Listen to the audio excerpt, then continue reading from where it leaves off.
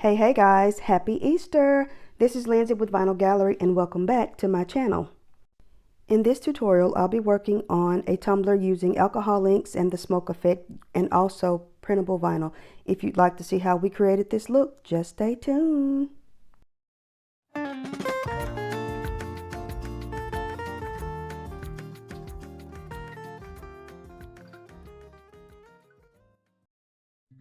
So to get started, I'll be working on a 30-ounce skinny straight tumbler from Stainless Depot, and I've already cut out some lightning bolt shapes with my silhouette on this stencil vinyl.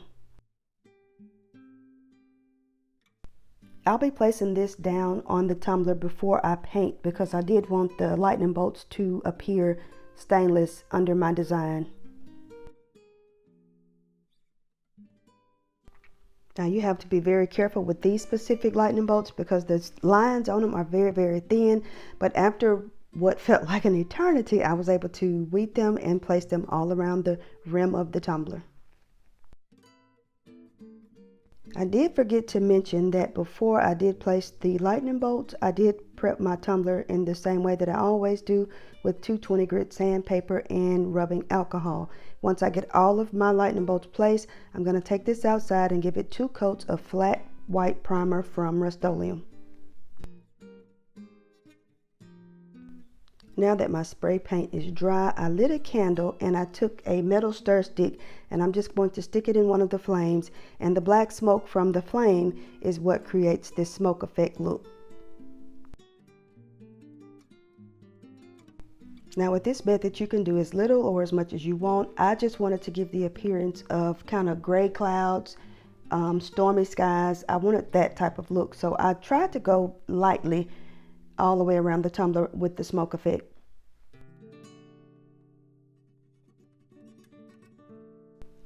Now you guys, you have to be careful with your stir stick because it is piping hot, so don't lay it down on your table or anything that may burn, especially your fingers. And here is what I have so far. I'm just going to remove those lightning bolt stencils and you should be able to see the stainless steel peeking from under there. Now, I just told y'all to be careful with your stir stick, but I sat mine into my tumbler holder and accidentally brushed up against the tumbler with it. So that is where the black lines at the bottom come from. That is not supposed to be there. That is a mistake. Now I'm going in. I have already mixed up about 40 milliliters of epoxy. I'm using Flynn Sisters Supply Shop Artist Cure formula because I did want plenty of working time when I was applying my ink. So I'm going to put about 30 milliliters on the tumbler, and I'm going to set the other 10 milliliters to the side because I will be using white epoxy dye in this process.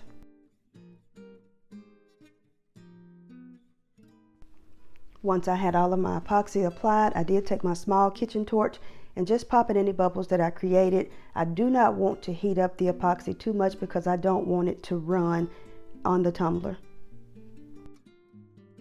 So for the wave effect, I am using Ocean White from Resin, and I'm just going to mix that in. One teeny tiny drop will go a long way. I'm just going to mix that in and set that to the side, and now we are ready to drop our alcohol inks. I will have all of the alcohol inks that I used listed in the description box, and as you can see, this one, I think it's Indigo, it went crazy and exploded on me, but I started with my darkest colors first, and this is Indigo, and then I moved into turquoise, and I'm just going to generously apply alcohol inks all the way around the tumbler, kind of mixing and getting one color into the next, and I'm just going to repeat this process until I get the ocean look that I'm going for. Now when adding the inks, you kind of want to be careful not to go up too high because you will have to take this tumbler off the turner and move it up and down to get your waves to form. Now I did mix up some glow mica powders in some epoxy, but it did not give the look that I was going for because it did not glow after I added all of these coats of epoxy in the end, so I just decided to leave that little part out. But you can if you want to.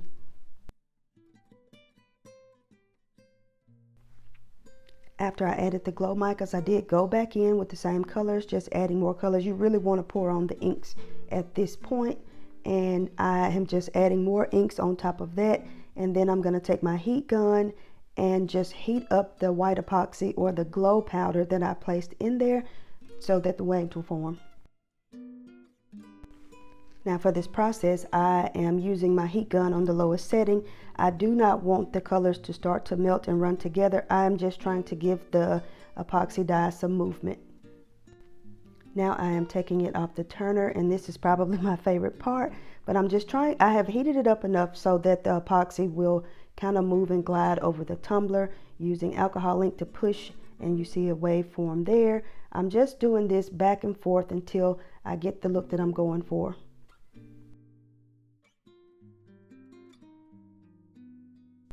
You basically just repeat this process back and forth until you get the exact look that you're going for. I go back in with some more mica, and then I'll probably go back in with some more ink, and I'm just tilting and turning my tumbler until the alcohol ink looks like ocean waves in water.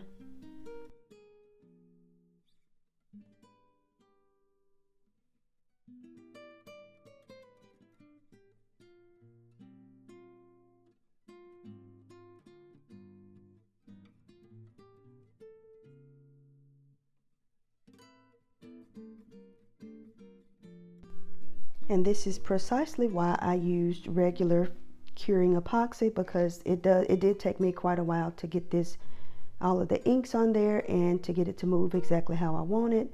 So you definitely don't want to do this process with facet unless you are an expert, and I am not.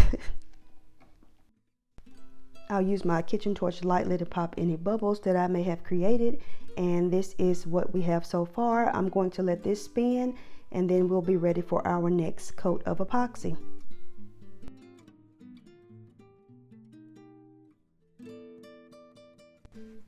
Now y'all know I have to be a little extra. This is Diamond Pearl from 4K Glitter Coat. It's just a white shimmery mica powder that I added into this next coat of epoxy, and there it is, and it's just going to give a subtle little shimmer to my cup.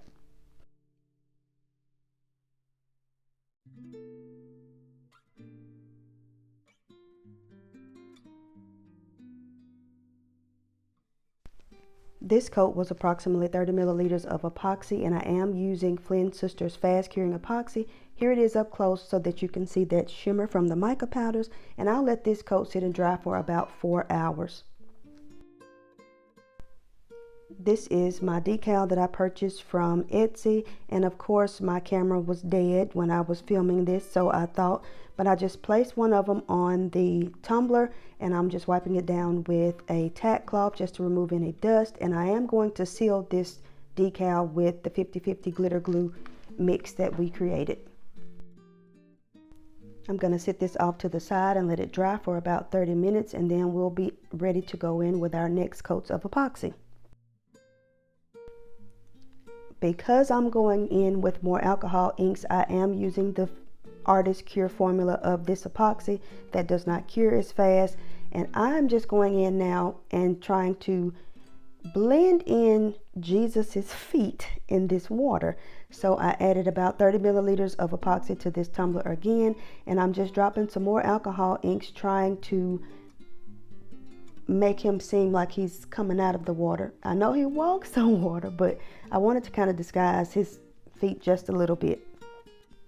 So I did add more alcohol inks in the same colors that I used before, and now I'm taking this white epoxy dye and I'm going to try to create some more waves and give it some more depth and dimension, and I'm just blowing it up around his feet, trying not to get it on the actual decal.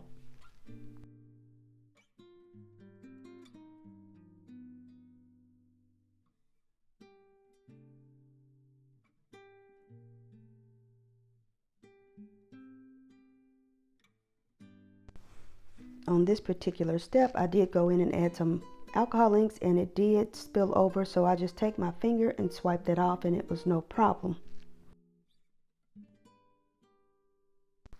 Now I am just taking my gloved finger and just trying to create some movement. There I go, swiping that alcohol ink off of the decal, and I'm just trying to make some more waves and try to give it some more dimension while covering up his feet.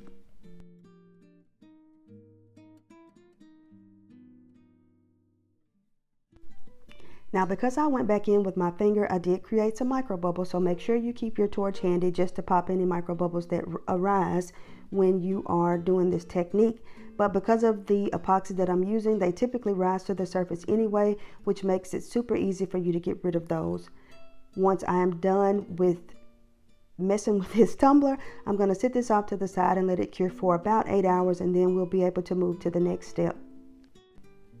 Now that this layer has cured, I did have some lifting in one spot. I guess I didn't seal it good enough, but I took a 400 grit sandpaper and I just sanded the entire surface of my tumbler to make sure that it was smooth going into our final layers. The vinyl that I'm using for this decal is from Tech Wrap Craft. It is the textured metallic silver, and this verse says, "Even the winds and the sea obey him," Matthew 8:27. Because the letters in Matthew were so skinny and small, I decided to reverse weed them on my tumbler. I just placed the entire strip of vinyl on the tumbler and pulled it away, which allowed the letters to stick to the cup. This is probably one of the best tips I've seen on YouTube as far as working with small letters. It just allows for you to not have to cut this over and over and over again like I normally do. And I did lose a dot or two in there, but I was able to find them and place them back on the cup. Once I had my decals down, I did seal them with a coat of Quick Coat, and this tumbler took 2 final layers to become fully smooth using the Flynn Sisters regular curing epoxy, and this is the finished product. Thank you guys so very much for tuning in to this tutorial. If you like what you saw, please make sure to give us a huge thumbs up and hit that subscribe button. I will list everything that I used in the description box below, along with some discount codes for you as well. If you have any questions or comments, please leave them in the comment section of this video. I hope that you guys have a wonderful Easter weekend, and until next time, bye!